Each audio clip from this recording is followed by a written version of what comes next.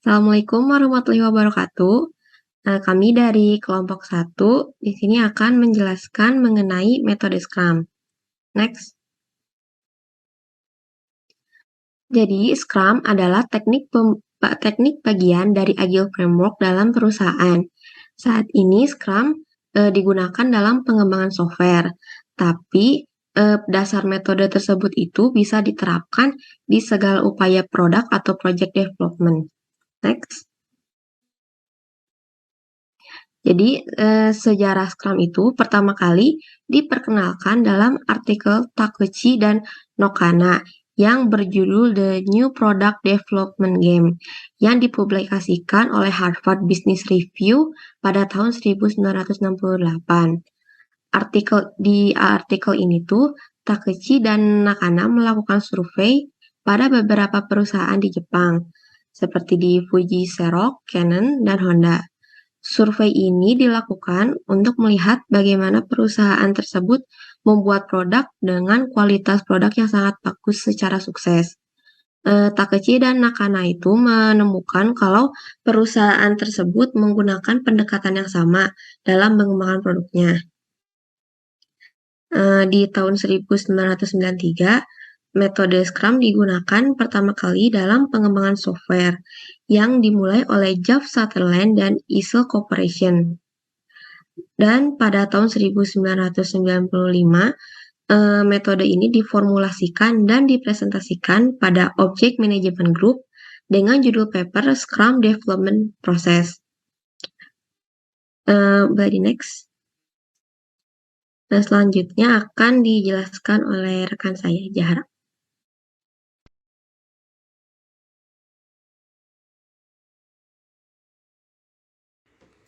Terima kasih. Selanjutnya akan dijelaskan oleh saya. Scrum sendiri adalah kerangka kerja atau cara bekerja atau proses kerja. Sehingga tujuan dari Scrum sendiri yaitu meningkatkan produktivitas dan efektivitas dari sebuah proyek. Bagaimana Scrum dapat meningkatkan produktivitas dan efektivitas dari sebuah proyek? Yaitu dengan yang pertama, menciptakan produk yang lebih baik dari sebelumnya. Yang kedua, menyederhanakan cara. Yang ketiga, peninjauan flow pekerjaan. Yang keempat, metode yang cukup interaktif. Yang kelima, perusahaan bisa dikatakan siap jika terjadi suatu perubahan. Yang keenam, mengidentifikasi masalah. Dan yang ketujuh, Scrum dapat mengukur kinerja pekerjanya. Scrum juga memiliki kelebihan. Di antaranya, yang pertama, lebih banyak transparansi dan visibilitas proyek. Yang kedua, meningkatkan akuntabilitas tim. Yang ketiga, mudah mengakomodasi perubahan. Dan yang terakhir, peningkatan penghematan biaya. Namun, Scrum juga memiliki kekurangan, yaitu diantaranya, pertama, resiko cakupan. Yang kedua, tim membutuhkan pengalaman dan komitmen.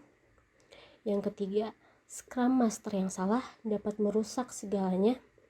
Dan yang terakhir, tugas tidak dapat didefinisikan dengan baik sehingga dapat menyebabkan ketidakakuratan.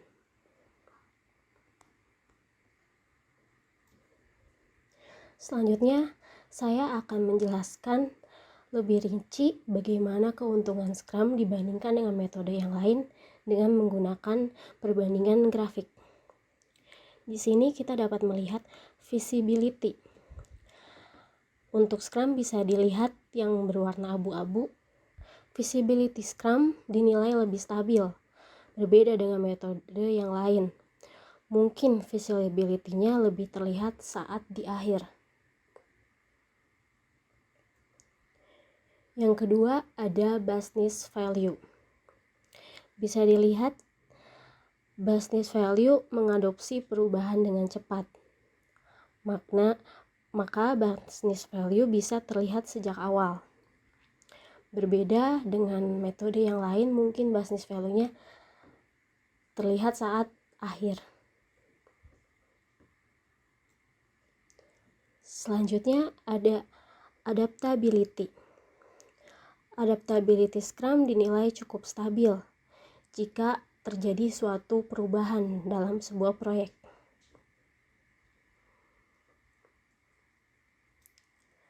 Dan yang terakhir, resiko. Resiko Scrum lebih rendah dengan adanya proses adaptability-nya, sehingga resiko bisa diketahui sejak awal.